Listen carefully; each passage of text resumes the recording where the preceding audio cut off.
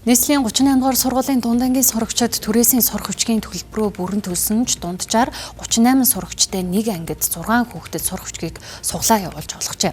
Үлдсэн 32 сурагч сурах бичиггүйгээс хичээлээ хийхэд хүндрэлтэй нөхцөл үүсээд байна. Харин 2025-аас 2026 оны хичээлийн жил нийтдээ 420 мянган сурах хүчгийг түрээс болон худалдаагаар нийлүүлсэн нь нийт сурагчдын 94.8%-ийг сурах хүчээр хангах боломжтой гэсэн тооцоо гарсан юм а. 6-аас 12 дугаар ангийн сурагчид сурах хүчгийн түрээсийн төлбөр 17700-аас 29800 төгрөг төлжээ. За гэвч сурах хүчгээ авахын тулд суглаанд оролцож байгаа нь мөн сэтгэл санааны хувьд хүнд дарамтолж байна. За мөн сурах хүчиг байхгүй улмаас анги дээрээ 2-оос 3 хүүхэд дундаа сурах хүчгээ ашигладаг байна. За харин хичээлийн бус цагаар нэгнийхээ номыг гуйх, за гэрт нь очиж хичээл хийх тохиолдол гардаг гэлээ. За энэний сурагчдын хувьд хүндрэлтэй байдгийг тэд хэлж байсан юм а. 25 мянга өгөөд 17 ном аваад тэгээд 5 хүүхдэд зүгээр суглуулаад 25 оны ном өгөө тэгээ бусд нь тэгээд 12 хүүхэд нь 22 оны ном өгөө тэгээ бусд нь хуваар авсан. Аль болох арай хүртээмжгүй санагцсан.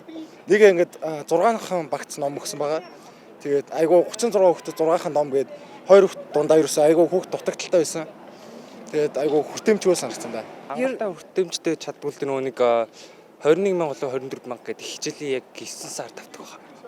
Тэгээд ерөнхийдөө нэг хүртээмжтэй. За нийслэлийн 38 дугаар сургуулийн удирдах албан тушаалтнаас тодруулахад сурах хүчгийн асуудал байхгүй. За нэг ангид 6 багц сурах хүчиг өгсөн. Сурагчдад тараах зохицуултыг ангийн багш хийсэн.